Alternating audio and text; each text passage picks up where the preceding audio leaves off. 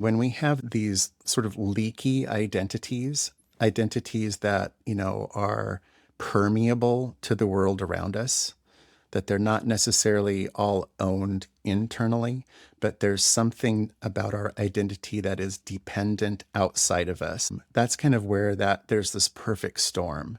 So if my identity is somebody who is a fixer and shows up in the world and takes care of everything and makes everything better, and the world responds positively to that, because why wouldn't they? People want to be helped and they want to be seen and noticed.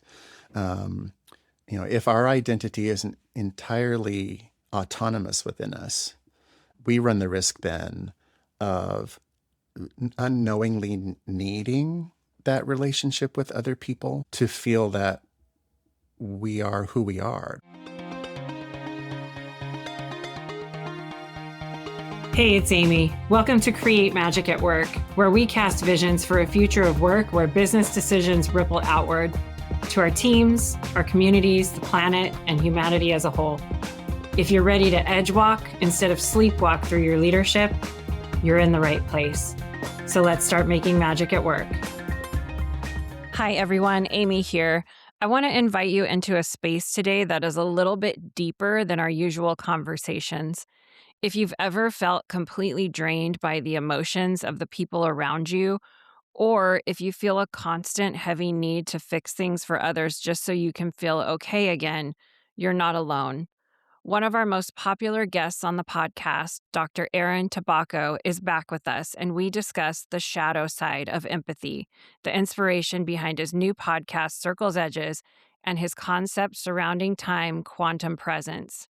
We realized this conversation was so deep that we're bringing it to you in a two-part series. So in this first half, we're exploring why one of your greatest gifts, your empathy, might actually be causing you distress.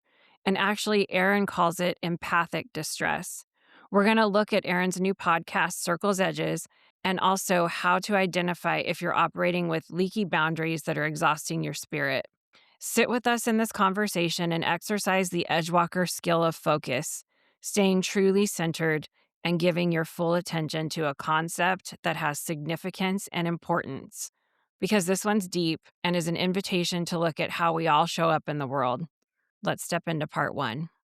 Hey everyone, welcome back to Create Magic at Work. Today is a super special day for me and hopefully for all of you, because we have one of our most popular guests returning to have another conversation that hopefully resonates and inspires with everyone.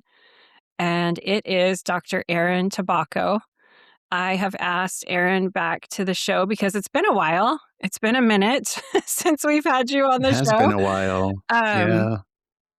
Gosh, I should have looked up how long it's been, but a couple of years ago, you shared how to be present at a whole other level, sort of, in my opinion, blew the lid off of what our current sort of ideas were around presence, which I so appreciated.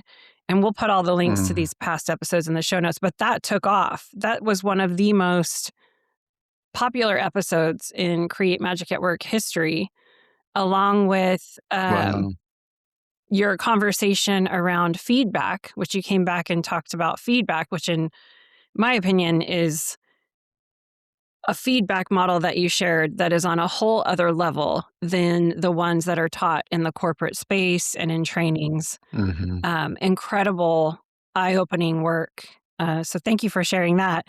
And I have asked Aaron back to Create Magic at Work because he has some newer ideas and concepts that you and I have talked about for quite some time, but we haven't really recorded and shared it with the Create Magic at Work listeners or community. So thanks for coming back to dive into, I think, 3 I'm going to try to cover in this episode. 3 really cool, eye-opening, enlightening topics. So thanks for being here, Aaron.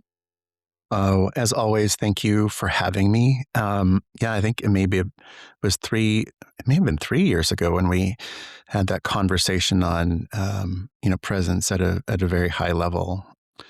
And our relationship has grown quite a bit over those years. I mean, we knew each other before that, but not a whole lot of time. Maybe 4 years. I don't know, 4 or 5 years. I don't Mm. remember. Doesn't matter. But yeah, I'm grateful to be back. I appreciate the invitation, and I'm glad that some of the things that I'm sharing out in the world are resonating with you and others. And if we can talk about that and it's useful to people, then I feel like that's a really good day. Yeah. And I should share with everyone listening, since the start of Magic Thread Media, the podcast network that I started, Aaron has started his own podcast, which will be a topic of conversation today as well, called Circles Edges.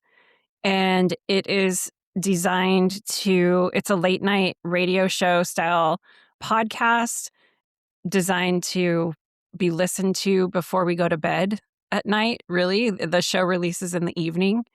And it's Hmm. been such an honor to be a part of bringing that to life, because the response from Circle's Edges has been incredible. Yeah, it really Incredible. has. And you know, to make sure it's clear to everyone listening, Circle's Edges wouldn't be here without you, Amy. And you're, reaching out to say, I am launching Magic Thread Media, giving me goosebumps. I'm like, perfect name for you and a media company. Yeah. And I want you to do a show and whatever you want to do, Aaron. And I was like, okay. Something inside me says, yes, I need to do this. And so I appreciate you opening that doorway. I think it's come to me at a very important time in my life and it has really become a focus of my spiritual work in the world right now. So thank you for the opportunity. So while we're on the topic, tell us more about Circle's Edges, because, you know, you your voice and your message resonates with people so deeply, and they feel so connected to you when you speak, and you have a way about speaking and listening to others where they really feel seen. And so Mm, being a guest on podcasts was great, but I definitely saw that you needed your own container for this energy. And I'm honored to have to have that container for Circle's Edges. Just tell us a little bit more about Circle's Edges and what people can expect to hear if they head on over to listen to the show. Well, I mean, for me, this was born out of a need, a really deep need to one, find an energetic current of connection and comfort in the world right now. I just over the last year, I have become increasingly, chaotic in my energy, responding to all of the things happening in the world, and feeling sort of agitated and restless and anxious and concerned about that. I'm concerned about myself, concerned about, my family, our society, the world at large. And when you reached out about a show, I knew a few things right away. I didn't want to interview Mhm. people. Um, I didn't want there to be any dialogue that was not between me and a listener. I wanted to create a space where people could come for really substantive, deep, connecting, and real talk with somebody that felt safe. And for me, I reflected on my own childhood and was taken back to, growing up in the 80s in particular. This late night FM radio voice phenomenon kind of became a modality of media in those years. And I would be awake at night, like many of us are, restless and unable to sleep. And often I would just literally turn the dial on my FM AM radio to find somebody out there that I felt I could connect to, and that this model. I mean, maybe they would DJ some music or what have you here or there, but very often it was just long Mm-hmm. monologues. Sometimes they would take a caller, sometimes they wouldn't. They would muse about all kinds of things going on in the world and everyday life, and they were just keeping people company. Mm-hmm. And there was something really deeply comforting about that, about both the intimacy and the distance with the stranger. And I felt when considering a show, I thought that's really the energy that I feel I need in the world right now. And maybe it's time for me to show up and be that energy and not just look for it as a recipient, but generate it. And so, yeah, that's what it is, right? It is some very deep, reflective, philosophical, spiritually intelligent conversations that are thematically tied to the repeating patterns and experiences of our lives. So the circles Mm-hmm. that come in many, many forms. There are external circles of society and relationships. There are internal circles.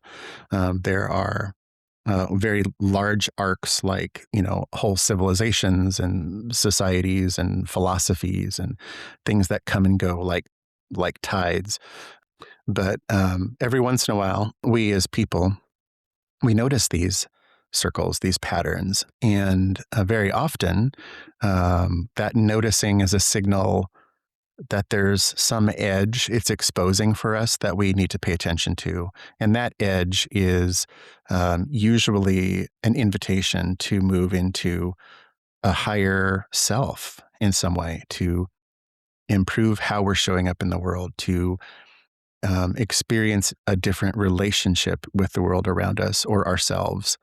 And those edges, we could choose to draw back and ignore them, or we can kind of lean into them. And my own experience has been that when I discover these patterns, especially if they're patterns that are unpleasant patterns in some way that cause distress or grief or loss or anxiety, I have learned the practice of waking up to it quickly, diving in to understand it, and then rather than running from it, like turning full head on into it, to discover the edge and the invitation and to grow, because I don't want to be living out that pattern over and over and over again, especially if it's, very unpleasant or keeping me back in some Mm-hmm. way. So, I mean, that's kind of, like the 30,000-foot view of what Circles Edges is. It's deep personal connection across space and time with people, talking about things that matter and that, might help people navigate some of the edges they're seeing in themselves. Would you say that part of Circle's Edges is this pattern and maybe bringing the pattern to our attention? And then when we face that edge, is that what you're saying? Is that a moment that we break the circle? Is that a moment we break the pattern if it's something that is causing grief or is harming us? I mean, it certainly could be. I think the position I take with the show, and listeners who've tuned in will understand that it's not an advice show. I don't know what is right for anybody listening. We haven't had any conversations or dialogue directly. These are really just opportunities to maybe reflect as an individual, examine what's there. And if there's something inside that really, one of these sort of circles that really touches you or grabs your attention, the invitation then is to go on a path of discovery to figure out what that means for you, and to know that you can just keep tuning into the show and I'll be there and you're not having to do it alone necessarily. Maybe distant. I might not ever know the story, but there's a certain comfort in knowing that you're not the only one out in the world who might be trying to move beyond something, break a cycle, grow from it, or not even necessarily. Sometimes the circles we experience, we can't extricate from our lives, but maybe we can live in relationship with them differently. So there's lots and lots of options. I never pretend to know what is the right answer for anybody, but all I do is sort of try to call attention to the things I have noticed and then invite people to do the same. Yeah. One of the things that I felt really resonated with me was the episode on fixation Mm, mm-hmm, and talking about the circle. In that circle, I don't know if it was the circle or the edge, the need that we have to fix, mm-hmm, the need that comes up within us to step in and help others when in fact it might be detrimental to ourselves and the other person. mm-hmm, Two words that you used really hit me was empathic distress. And I mm-hmm, have felt that. I have felt empathic distress in situations where I can feel what's going on mm-hmm. and I want to step in and fix it, whatever it might Right. be. And one of the realizations from your show and from fixation was really that was kind of about me and Right. me being uncomfortable in the distress that I was feeling and working towards making that distress go away. And the damage that Yes. it can cause was a new revelation in listening to that episode of fixation and hearing about empathic distress. I hadn't heard that before, and I listened to a lot of different things. Mm-hmm, We also hosted an Edgewalker Cafe on the shadows of empathy, sort of connecting the two here, mm-hmm, and lots of themes coming up with that. Why are we doing this? And how do mm-hmm. we walk that edge of not abandoning someone that needs help if we are compassionate and have empathy versus stepping in to fix everything all the time to alleviate our own distress that we're sitting with. Yeah. Well, I think many people responded to that. I had quite a bit of feedback on that episode in terms of uh, sort of high empathy people reaching out and really talking about how these things really touched them and called them to attention as well. Mhm. So you certainly weren't alone in that.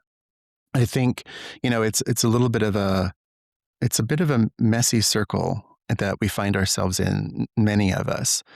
And there's no reason to judge ourselves for it. Let me just start with that. This isn't something that we should moralize within ourselves and feel bad about. Neurobiologically, humans have been a successful species. Evolutionary biologists talk about this because we developed this internal biological, neurological capacity for empathy. Right? Like it's helped us be successful as a species because we become stronger and care for one another better when we have this emotional response to other people and their needs. So it's a fundamentally human thing. Unfortunately, many of us grow up in situations, and this is a global phenomenon, where that that capacity for empathy and its expression and communication is not well stewarded by our families and the rest of the world.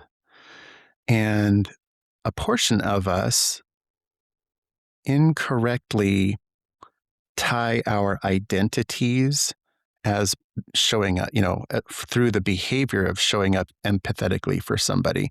We tie our identities to that and start to see ourselves as somebody who is responsible to respond to everybody and their needs, and look for opportunities then to kind of live that story out over and over and over again. And when we have these sort of leaky identities that, are permeable to the world around us, that they're not necessarily all owned internally, but there's something about our identity that is dependent outside of us. That's kind of where there's this perfect storm.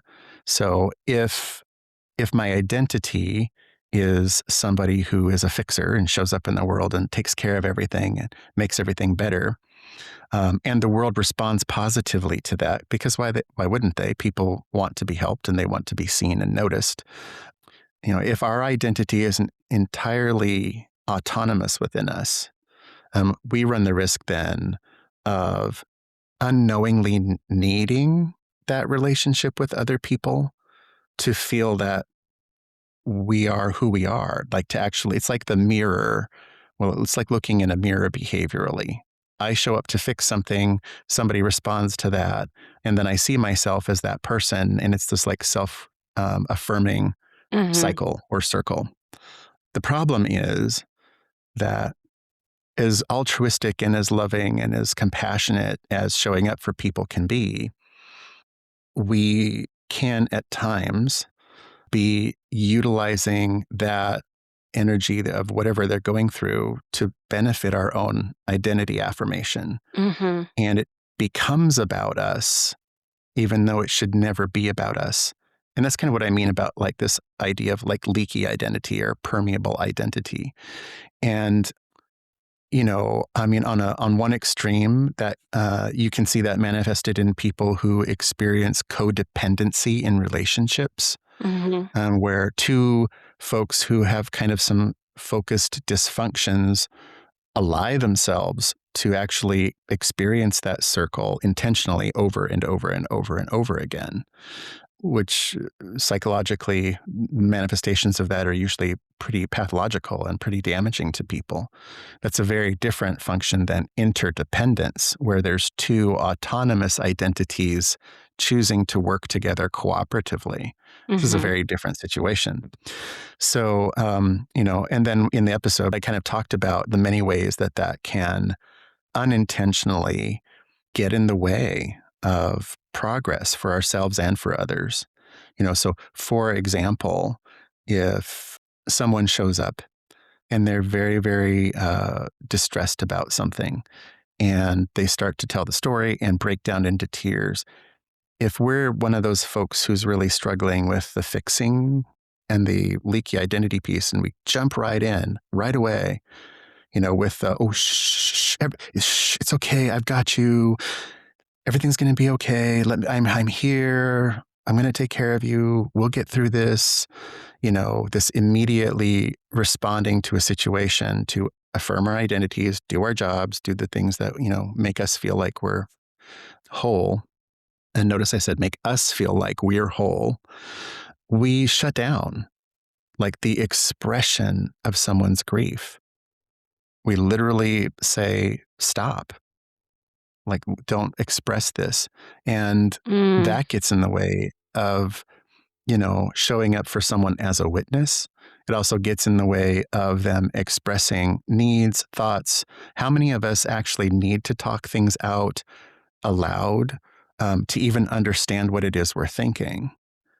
And when we jump in right away because we're in a state of this empathic distress, we clip all of that opportunity off for expression, for thinking, for reflection.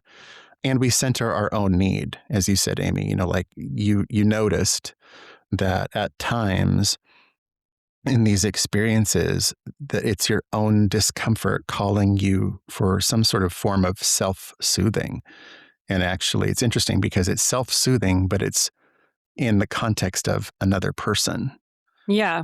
And that's what we don't want to show up for people in the world that way. I don't think we want to. And I think most of us don't realize if we're in that cycle that we're even doing that.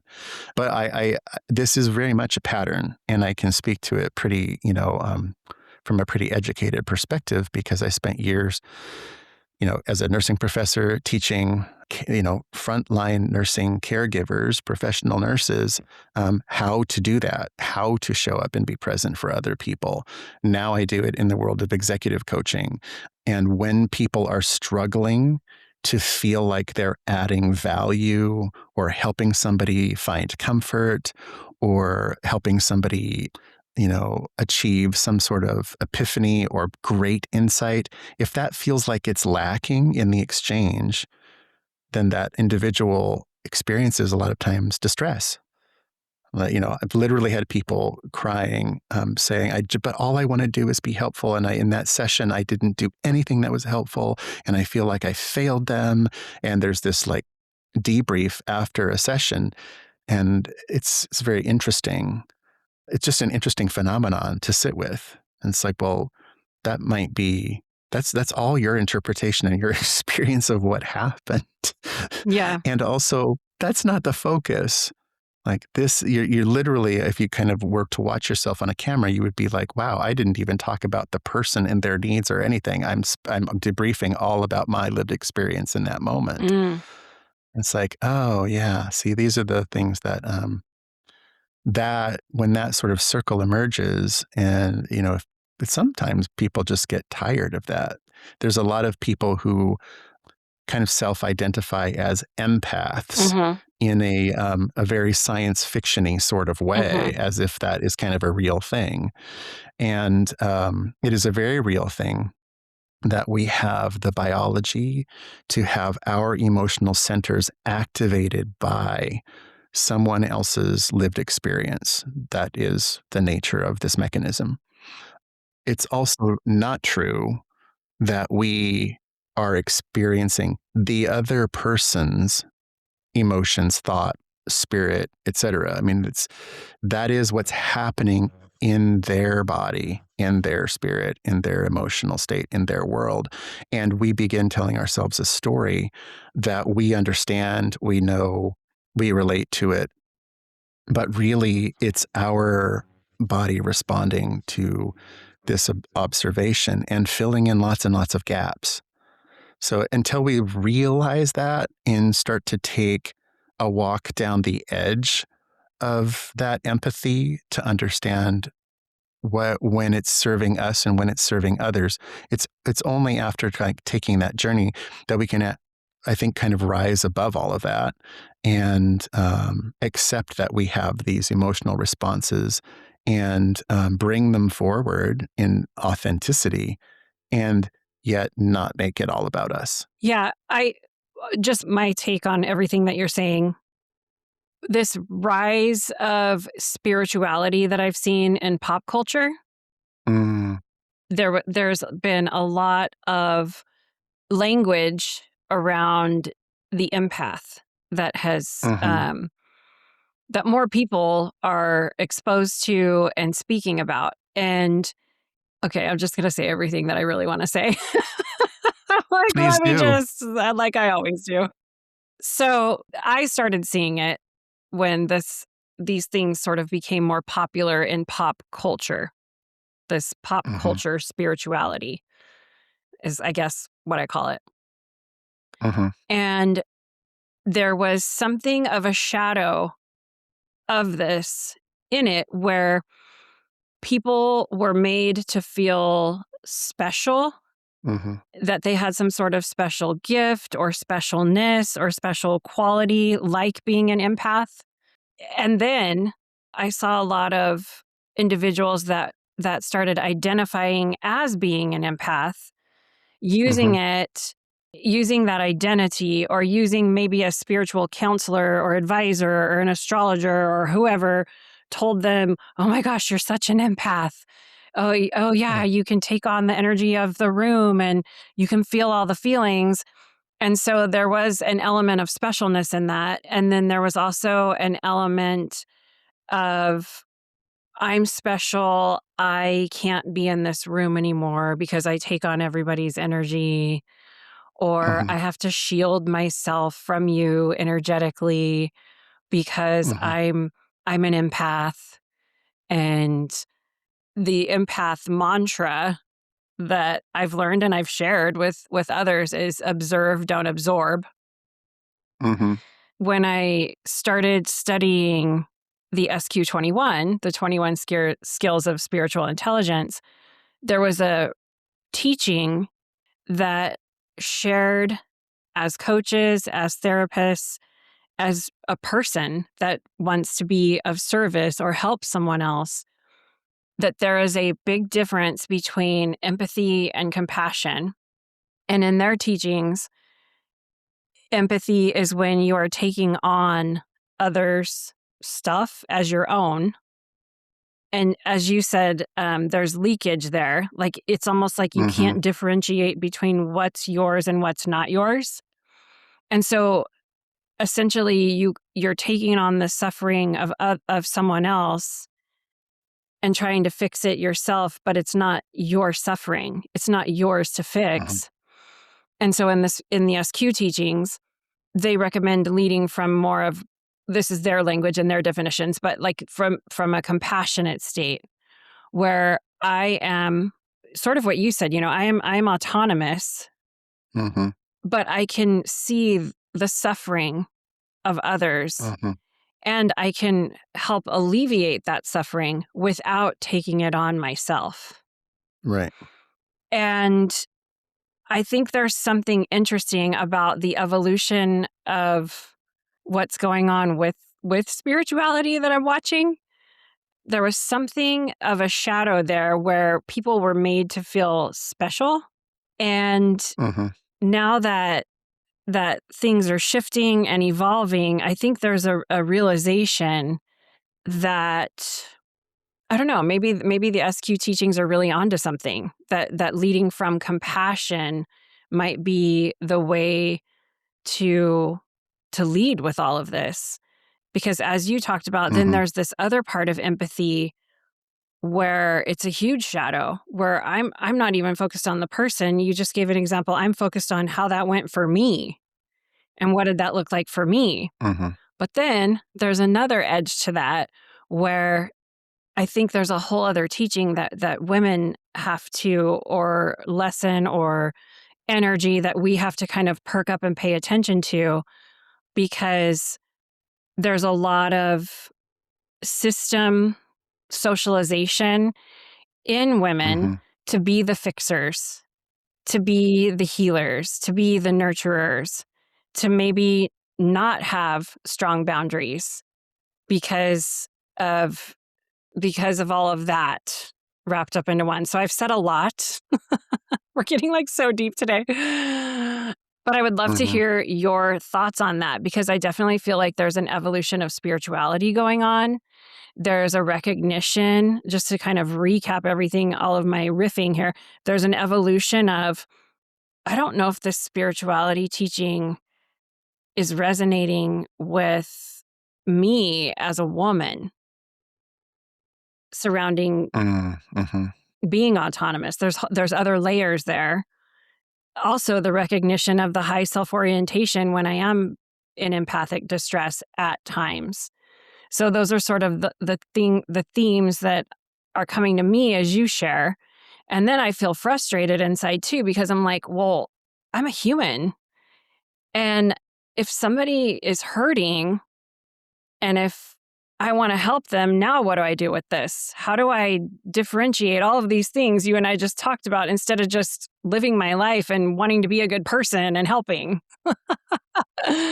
So Mm-hmm. I'm sure a lot of people listening are Yeah, sort it of is feeling these same complicated. things. So that's why I bring it up.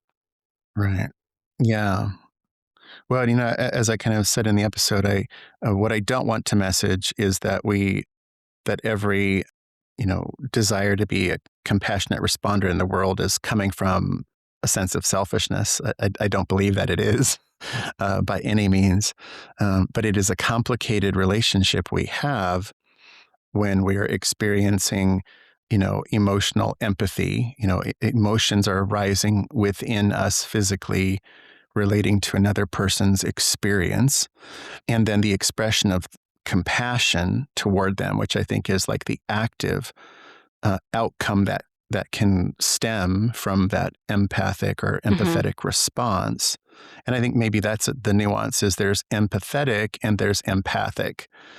And I think that between the world of science fiction and pop culture spirituality, the concept of being an empath has been kind of written into a certain script about what it is, and some things being factual, like the fact that we can experience empathy, that there's a part of our brains that is activated by someone else's emotions, and similar emotions in ourselves can rise forward, sometimes different emotions, but it's just this emotional conversation we're having. It can happen without words, even, looks, glances, tearful eyes. I mean, you don't necessarily need words to Mm-hmm. communicate, through this concept of empathy, or this function of empathy. But to the points you're making about how society, and society meaning all, I'm using it to mean all of the social influences in our lives, our families of origin, the friends we choose and grow up with, the adults we associate with, our intimate partners, the communities we align ourselves with, the faith groups or the vocational communities, the pursuits, all of that, is that we end up in trouble, like I said earlier, when we've somehow attached our identity and our sense of who we are to the experience of this empathy and compassion in its expression. That's where I think pop culture, maybe those in the spiritual Mm. That's a good one. The industry. I'm going to industry. say Yeah. that the Yeah. spiritual There you go. industrial complex that is out there, Mm-hmm. selling all kinds of things to people. One of the things that's true about people, generally speaking, this is from, the body of work in psychology, people who tend to be very, very high in measures of empathy, very often come from traumatic backgrounds in some way. Something about their development, life experiences has taken that early human developmental ability to experience emotion in ourselves by witnessing it in others, and has really turned that switch on and the volume all the way up. Mm-hmm. And so unknowingly, it's not like people said, "Oh, I'm going to become dysfunctionally empathetic in the world." Nobody says that. But that's kind of what happens, is that volume gets so turned up, and then people become hypersensitive to that experience. If you're looking at a population of people who have had that experience, and then someone comes along selling a workshop that's going to tell you how to deal with the world as an empath, because you're special. I mean, gosh, if I've spent a lifetime experiencing tragedy and someone shows up and says, "You're so special because of this," there's a certain vulnerability and a willingness to want to go down a path to say, "Oh, right, maybe this is something that sets me apart, something that Mm-hmm. stabilizes my identity," right? That's, Mm-hmm. I think, what I'm getting to, is that this is a stabilizing factor, and it's an affirming factor of that leaky identity problem we're having, linking our doing, the act of doing, which is fixing, to our being, and our identity. So there's just a lot of, I think it's kind of a perfect storm of situations, whether it's social scripting about women and nurturing, for example, or children who have had adverse childhood events that really follow them for many years, and kind of set them up to be the responsible, caregiving, nurturing types to keep everything moving in the world, which was adaptive. Like, they had to do that to survive. I come from that background, so I'm not Mm-hmm. pointing any fingers. I can specifically say that this has been a part of my journey. It can be very, very, very overwhelming to have to sort all of that out. And so when people show up with answers, it feels good. And if one of the answers is, you're this unique human that very few people have this, ability, and there's something special about you, and here's how you're going to have to navigate that. Well, there is something special about you. I mean, the ability to have a really highly tuned sense of, emotion, or hopefully emotional vocabulary to go with it, not just the feelings, but, some emotional intelligence around what all those feelings are. That is special and it's wonderful. It isn't Mm. you. That's not Hmm. your identity. It is something that occurs within you. And then the calling is to figure out, how do you navigate the world in a way that actually is productive and generative and compassionate for self and others, and not be somebody who maybe is distracted from doing the hard work to plug those leaky Yeah. identity boundaries. Yeah. And I think the gifts, if I may, of an empath are available to everyone because we're human. And so Mm-hmm. maybe that ability to be attuned to the emotions in your environment came from the different places that you mentioned they might come from.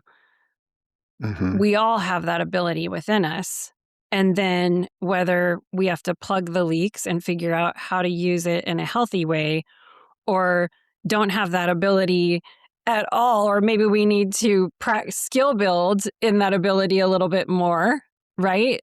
I think I'm looking at it Mm-hmm. is as a way of, we can all tap into this and then figure out a way to use it for good, for the greater good of all. Yeah. Absolutely. And that's, I think, the whole purpose, and what we're getting to, I think, really naturally, is why the program is called Circles Edges. Right? It's like, because we're in this pattern of showing up in the world in a very specific way. I mean, the reality is, if for anyone who is listening today and thinking about this from the perspective of, gosh, I identify as an empath. What does this mean for me? Is this bringing up something that feels threatening to you? Is it something that feels affirming to you? Is it something that's enlightening to you? I don't know what your experience of it is, but I guess what I would offer is, if you feel that much of your life experience is in the empath or empathic realm, what have you noticed about relationships with the world around you? Because if you look back and much of your experience brings sadness, loss, confrontation, confusion, difficulty, distance, drama, that may be calling you to look at the edge within that circle to see if there is a different way that you can still honor the fact that you have an expanded, volume all the way up ability to witness and respond to emotions in the world around you, and separate your identity from that so that you can learn to be with others in the world in a way that feels healthier and more generative and more compassionate and less exhausting. Because what I hear from people who say, oh, I'm an empath, and it's just exhausting, it's usually the second phrase is something about exhaustion. I just get so exhausted by certain people, and I get so exhausted being in relationships, and I get so exhausted by all of these other pieces. That's an edge calling your attention, because there isn't actually a necessity for you to be exhausted by all of that.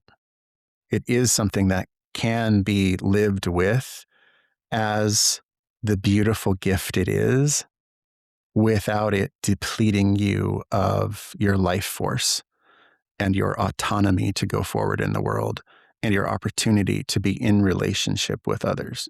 Thank you for that insight. You're welcome. And that's where we're going to pause for today. You have a week to sit with these ideas before we go where we're headed next. I'm genuinely curious to hear what came up for you as you sat with us in this first half.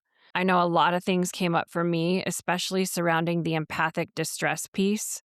Next week in part 2, we pick up where we left off and move into quantum presence. We're going to discuss Erin's concept that time is not linear, how to operate from your higher self, and the evolution of spirituality and how to move toward a state of interdependent, compassionate presence. Make sure you're subscribed so you can step right back into the conversation with us the second part 2 drops, and we'll see you then. I want to thank each and every one of you for being here as we explore what it really means to create magic at work. If this conversation resonated with you, or if someone came to mind while you were listening, share the episode with them. Help others who are looking for these types of conversations find us. And don't forget to follow, subscribe, rate, and review so you're notified when the next episode airs.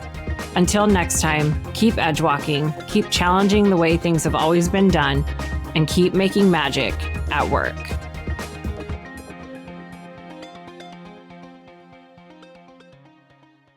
Thank you for tuning in. You've been listening to a Magic Thread Media podcast.